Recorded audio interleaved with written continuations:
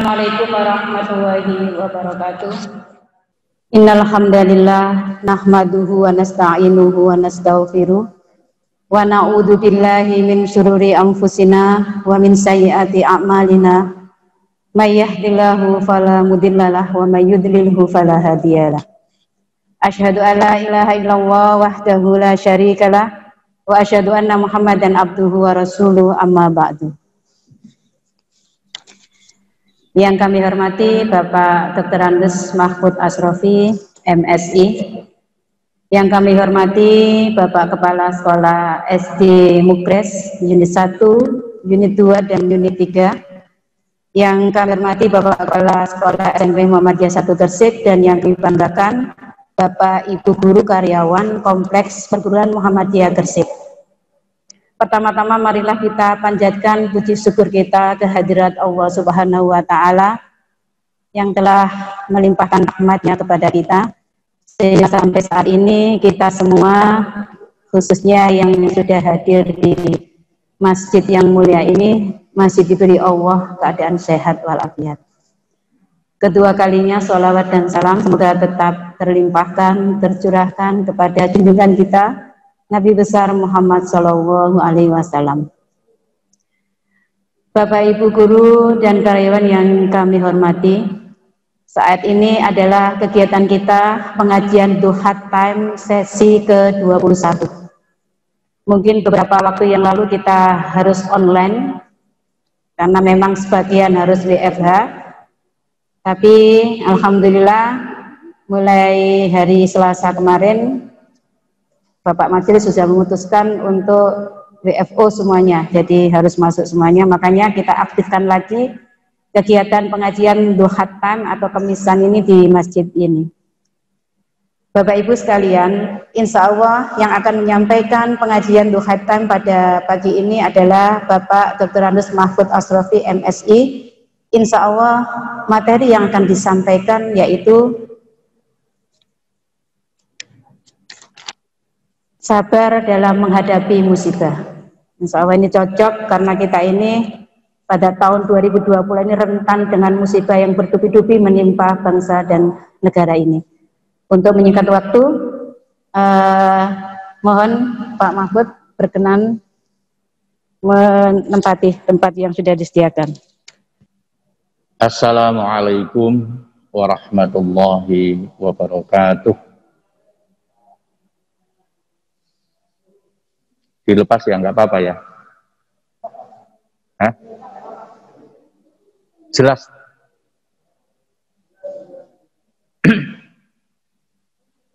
Kalau jelas ya nggak usah dilepas. Innal hamdalillah iyyahu na'budu wa nasta'inu wa nashkuru wa natawakkal alaih. Asyhadu an la ilaha illallah wa asyhadu anna Muhammadan abduhu wa rasuluh. Allahumma salli ala Muhammad wa ala ali Muhammad kama sallaita ala Ibrahim wa ali Ibrahim wa barik kama barakta ala Ibrahim wa ali Ibrahim innaka Hamidum Majid. Qala Allahu ta'ala fil Qur'anil Karim, a'udzu billahi minasy syaithanir rajim. Bismillahirrahmanirrahim. Ya ayyuhalladzina amanuttaqullaha wal tandur nafsum ma qaddamat li ghadin wattaqullah innallaha khabirum bima ta'malun.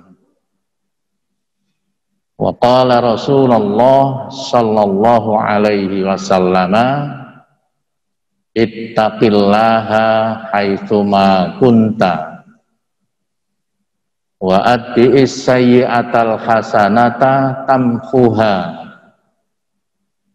wa khaliqin nas bi khuluqin hasanin. Bapak-bapak, ibu-ibu sekalian, mujahid, mujahidah perguruan Muhammadiyah Gresik yang saya cintai dan yang saya banggakan. Marilah kita senantiasa bersyukur kepada Allah atas segala nikmat, rahmat, dan inayahnya kepada kita sekalian. Pagi ini kita ditakdirkan oleh Allah untuk bisa berkumpul, bermuajahah. Itu adalah tanda bahwa ketiga hal itu sedang menyertai kita.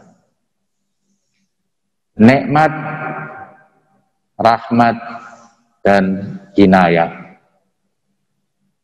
Nikmat itu segala sesuatu yang berkaitan dengan kebutuhan hidup kita. Sehat salah satunya. Jadi kita di sini dalam keadaan sehat, berarti kita mendapatkan nikmat dari Allah. Dan nikmat Allah tidak hanya sehat, banyak sekali. Saya menyebut salah satunya saja. Yang kedua, rahmat. Rahmat itu kesadaran. Kita hadir di sini awalnya memang keinginan majelis, keinginan kepala sekolah, tapi lalu kemudian menjadi sebuah kesadaran kita. Itu namanya rahmat. Bisa mengandung arti kesadaran, bisa mengandung arti cinta kasih atau kasih sayang. Yang ketiga adalah inayah. Inayah ini adalah terkait kebutuhan manusia dari sisi rohaniah.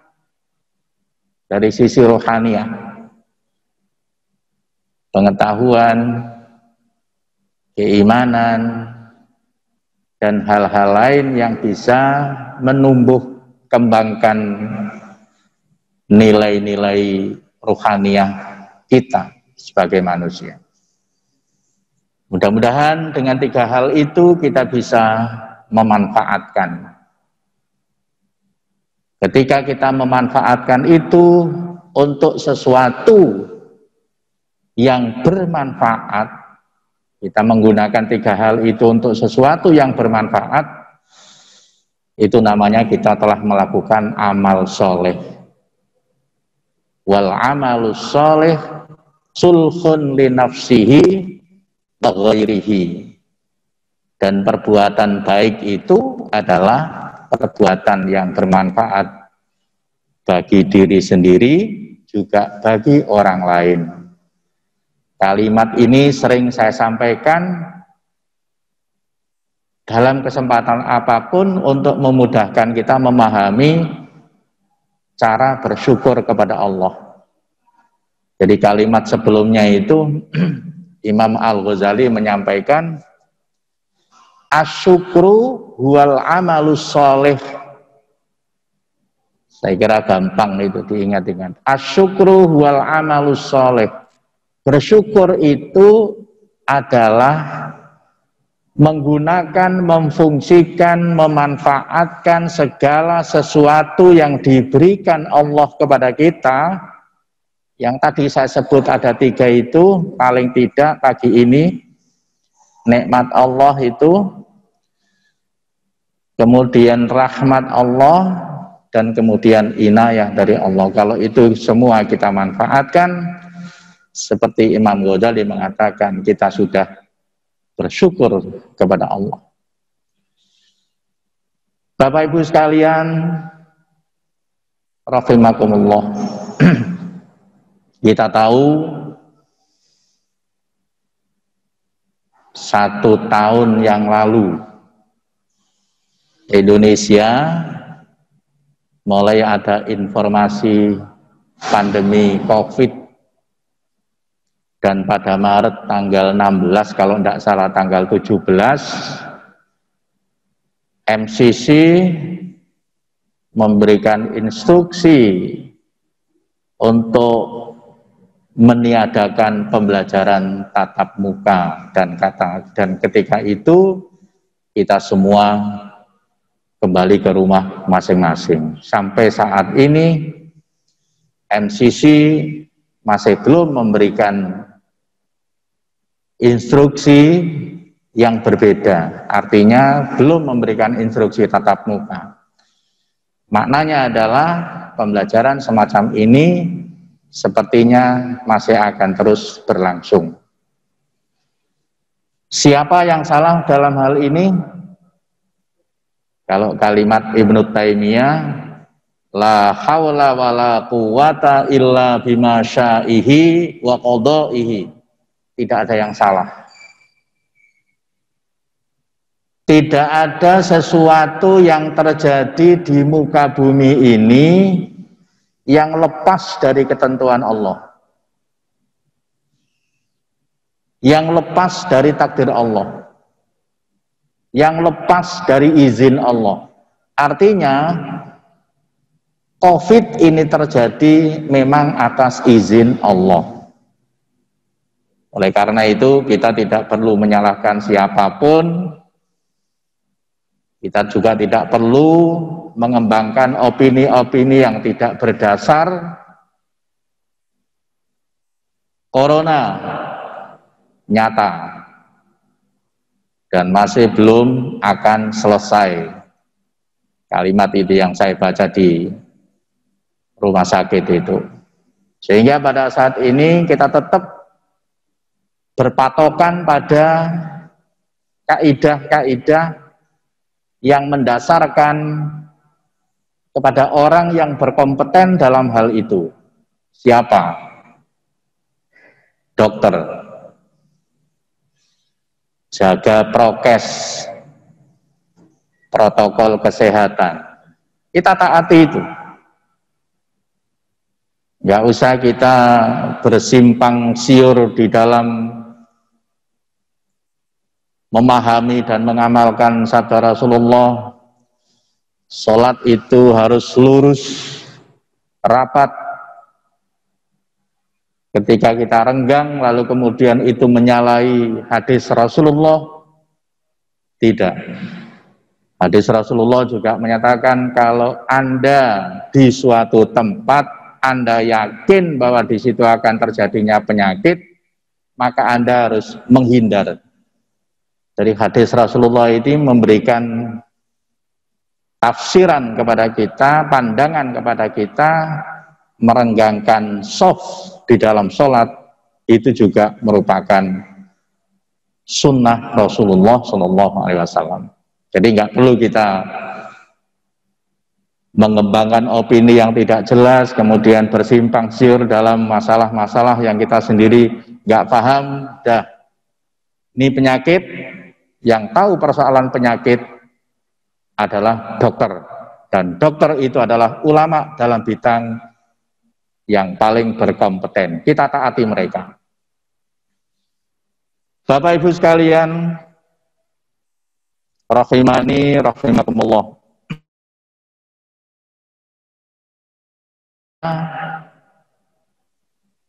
Pernah membaca sebuah buku yang berjudul Al-Qissatus Sahabah wal Aulia. Kisah-kisah yang mengandung hikmah dari para sahabat Rasulullah dan para wali-waliullah. Waliullah itu dalam pengertian yang umum adalah orang yang memiliki kedekatan kepada Allah sehingga Allah mencintainya, mengasihinya. Waliullah artinya adalah kekasih Allah. Ada satu kisah di sana. Kisah ini terjadi pada zaman Rasulullah Shallallahu Alaihi Wasallam. Hadis ini agak panjang, tapi bisa dilihat, dilacak dalam Sahih Muslim 2750, hadis yang ke 2750 dalam bab ibtala wal musibah, ujian dan musibah, atau ujian dan persoalan yang dihadapi oleh manusia. Saya bacakan hadisnya. Haddasani Atha bin Abi Robah qala li Ibnu Abbas ala urika imra'atan min ahlil jannah qultu bala qala hadhil mar'atu al mar'atu sauda atatin Nabi sallallahu alaihi wasallam qalat inni asra'u wa inni atakasyafu fada'allaha li qala in syi'ti sabarti walakal jannah wa in syi'ti da'autullaha ayyu'afiki qalat asbaru qalat fa inni atakasyafu fad'ullaha alla atakasyafu fada'a Rasulullah ilaiha.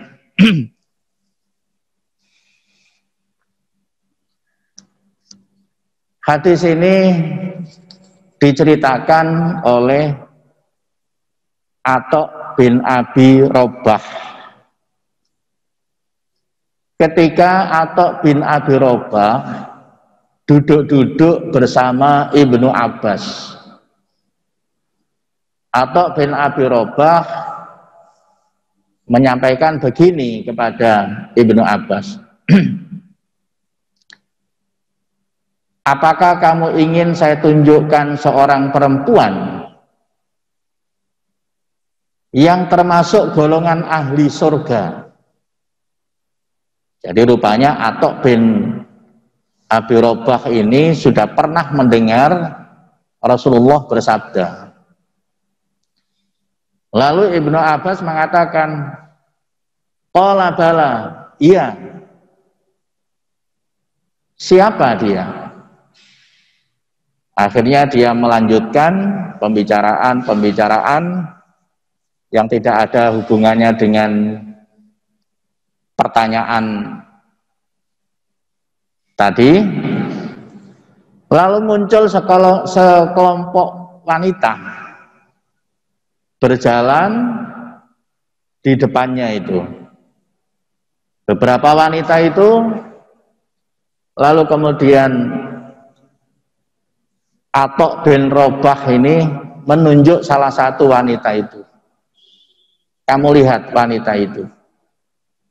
Yang ditunjuk ini adalah seorang wanita yang badannya agak kecil daripada yang lain dan sangat hitam warna kulitnya. Kelihatannya wanita ini adalah wanita biasa-biasa saja. Wanita biasa saja. Dan cenderung wanita ini di dalam masyarakatnya dianggap sebagai wanita yang apa istilahnya ya, tidak memiliki sesuatu yang membanggakan, baik dari sisi status sosialnya maupun dari sisi amaliyahnya. Ya wanita biasa-biasa saja. Ibnu Abbas ketika melihat wanita yang agak kecil dan kulitnya sangat hitam tadi kaget.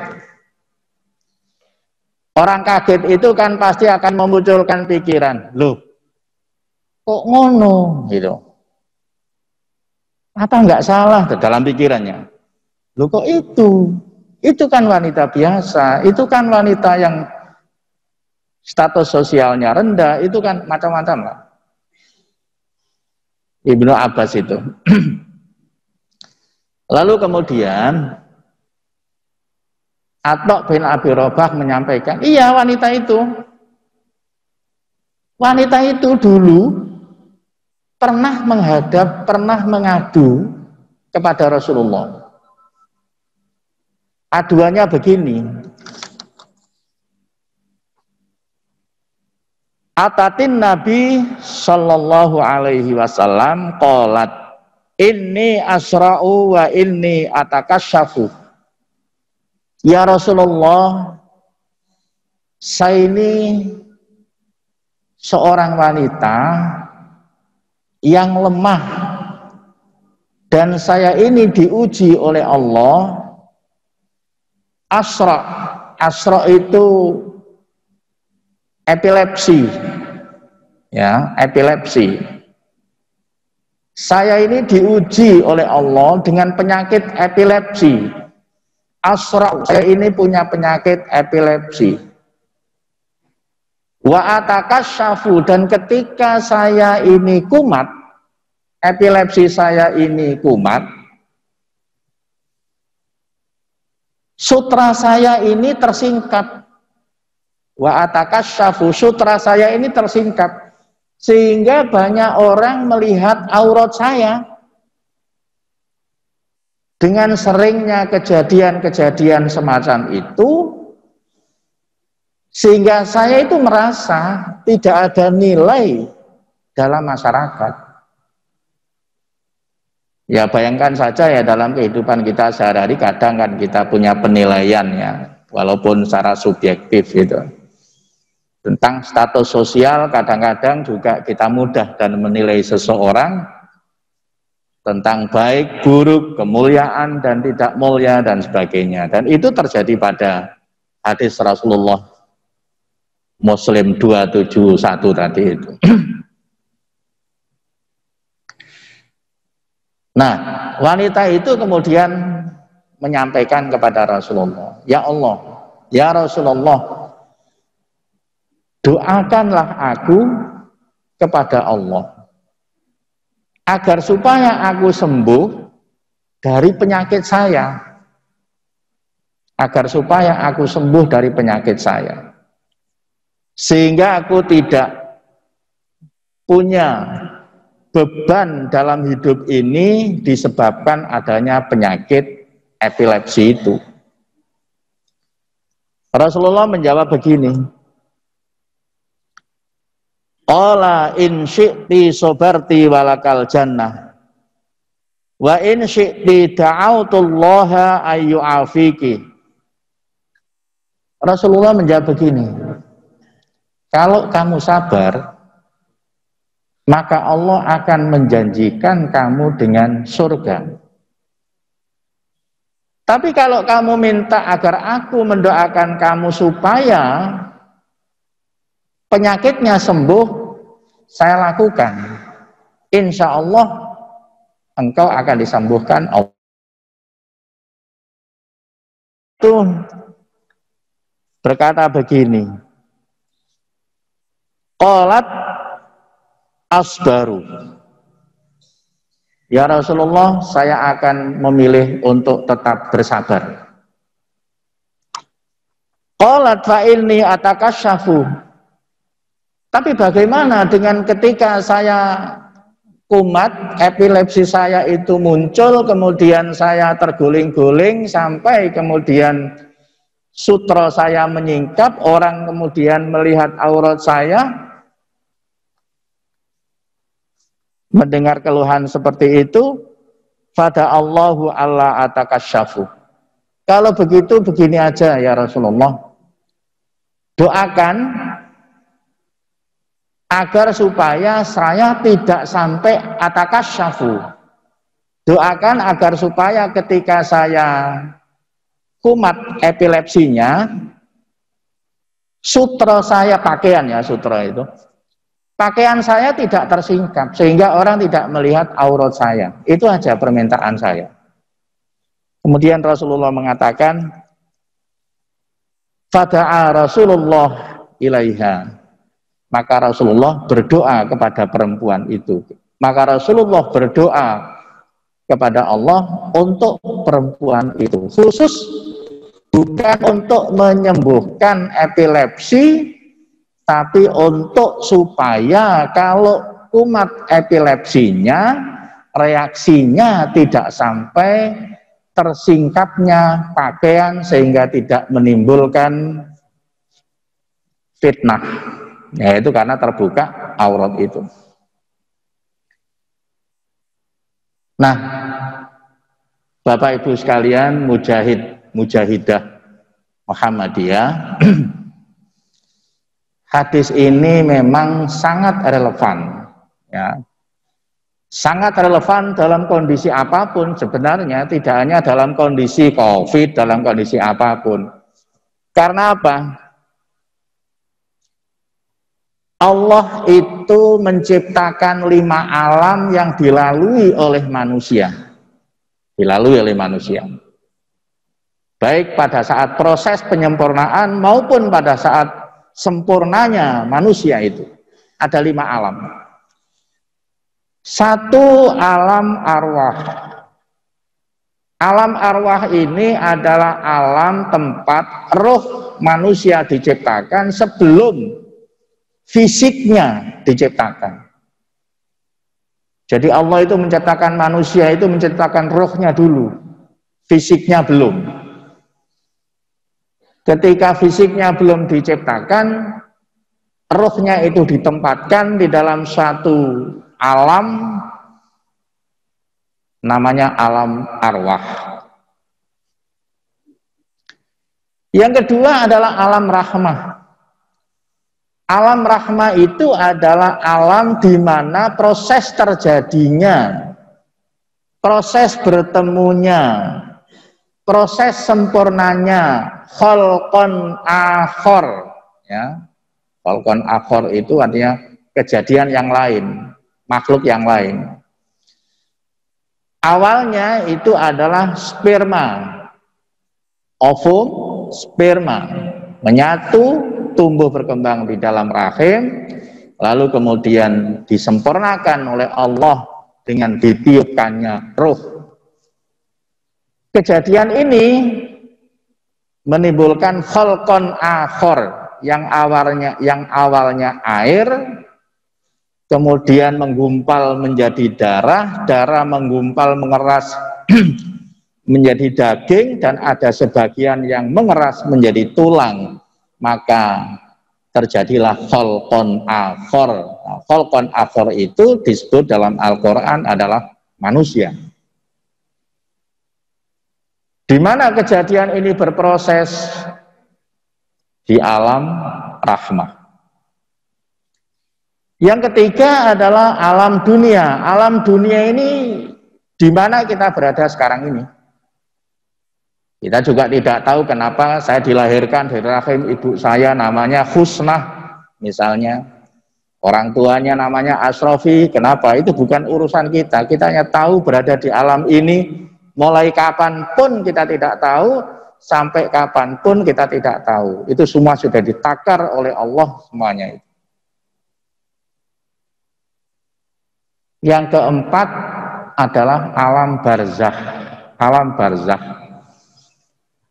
Alam barzakh itu adalah alam tempat roh manusia setelah keluar dari tubuhnya.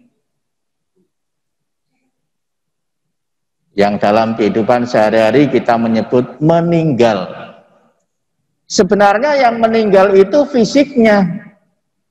Rohnya tidak meninggal. Rohnya tetap hidup dan rohnya diambil oleh Allah, dimasukkan di dalam alam yang lain, bukan alam arwah, tapi alam barzakh. Alam barzakh. Lalu fisiknya, karena memang tumbuh kembang dari fisik, dari materi, maka dikubur, mengubur, ya, itu. Yang kelima adalah alam akhirat. Alam akhirat ini adalah alam tempat manusia mempertanggungjawabkan nikmat. Tempat manusia mempertanggungjawabkan nikmat. Said Hawa dalam buku Al-Islam menyebut dari 5 alam itu 2 alam yang paling penting bagi manusia. 2 alam saja. 1 alam dunia, 2 alam akhirat. Apakah alam arwah, alam rahmah, alam barzah? Tidak penting. Penting karena itu proses kita ke sana. Tapi yang paling penting yang harus dinalar oleh manusia itu adalah alam dunia dan alam akhirat. Kenapa alam dunia penting bagi manusia? Di dunia inilah manusia diberikan nikmat, sekaligus manusia diberi kebebasan untuk menggunakan nikmat itu, merasakan nikmat itu. Apakah di alam arwah, di alam rahmah kita tidak mendapatkan nikmat? Mendapatkan, tapi kita tidak merasakan itu. Yang merasakan adalah orang tua kita. Tapi Allah tetap memberikan kenikmatan kepada setiap makhluk yang diciptakannya.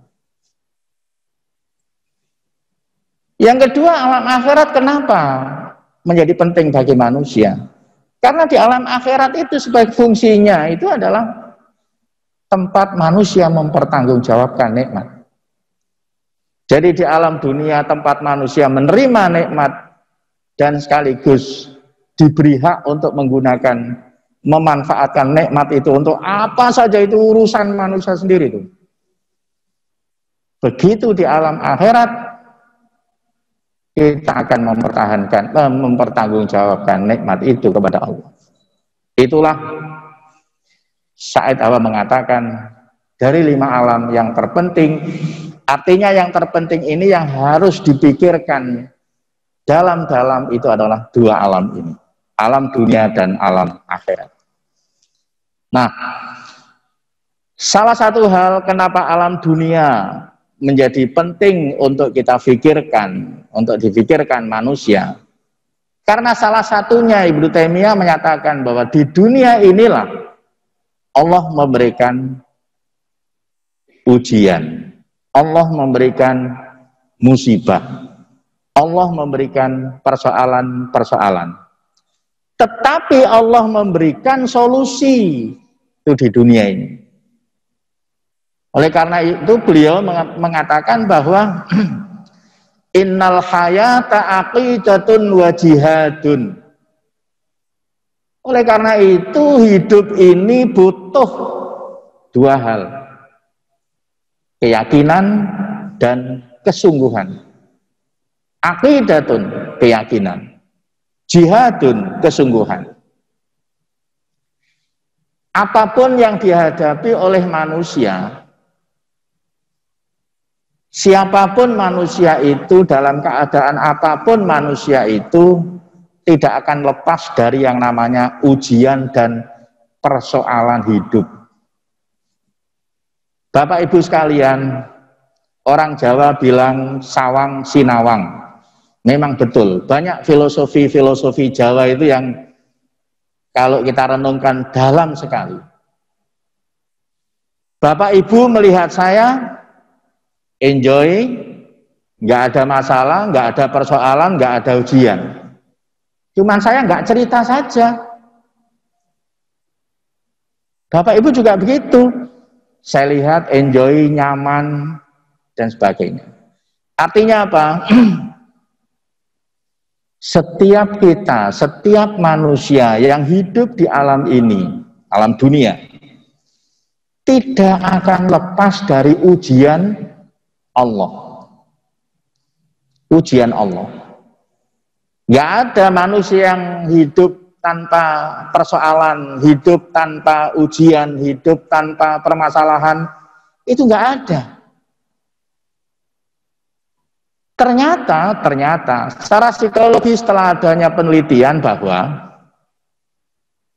orang-orang yang mudah dewasa, cepat dewasa, itu karena orang tersebut selalu mendapatkan peran dan tanggung jawab. Artinya orang yang selalu dihadapkan pada persoalan, mereka itulah yang akan cepat dewasa. Dewasa dalam berpikirnya. Jadi orang-orang yang tangguh saat ini, orang-orang yang kuat saat ini, jangan berpikir bahwa orang-orang tersebut pada masa kecilnya itu enak, linear saja. Tidak.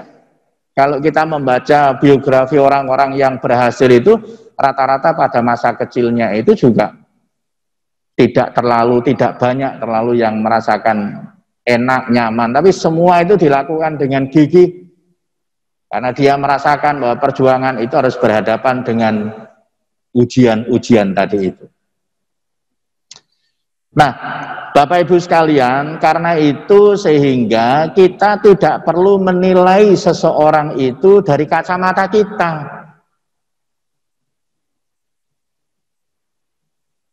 Islam melarang kita untuk suka menilai orang itu baik, orang itu tidak baik dari kacamata kita.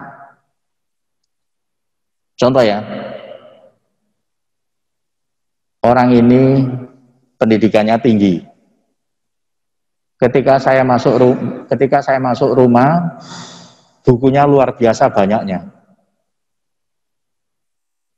Segera kesimpulan saya, orang ini orang pinter, orang ini orang baik, orang ini orang berilmu, orang ini orang macam-macam. Cukup saja di situ, di hati kita, tapi tidak perlu kita memberikan informasi kepada orang lain. Karena apa? Penilaian kita masih bersifat subjektif. Dan kalau penilaian kita subjektif, itu lalu kemudian kita kembangkan, artinya kita ceritakan kepada orang lain, maka subjektivitas itu akan semakin berkembang. Ketika subjektivitas itu mempengaruhi seseorang, maka hilanglah nilai-nilai yang sebenarnya itu. Yang tampak itu adalah casingnya saja.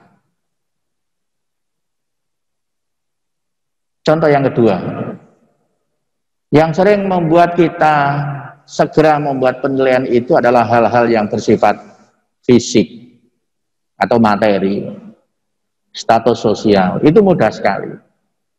Dan kadang-kadang kita, maaf sekali, dan kadang-kadang kita ketika didatangi oleh seseorang yang punya status sosial lebih rendah, misalnya kadang-kadang, dan mohon maaf, berbeda tanggapan kita ketika kita didatangi oleh tamu yang mulia, kemudian atasan kita mungkin, sikap kita berbeda. Sekali lagi maaf, dan ini kadang-kadang, tidak semuanya begitu. Tapi manusia bisa jadi begitu. Sekalian, di dalam surat An-Najm ayat 32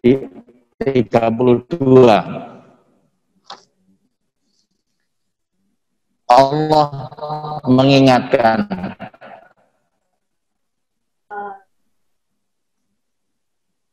anfusakum, dan janganlah kamu merasa bersih, merasa suci, merasa paling baik, paling sempurna.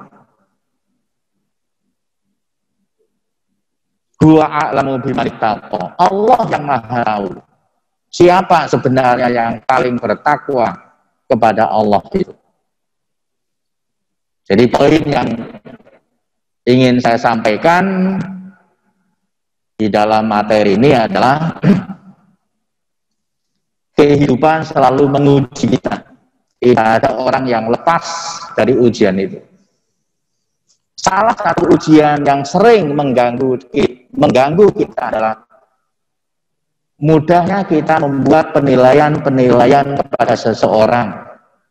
Orang itu baik, orang itu tidak baik, menurut pandangan kita, menurut kacamata kita.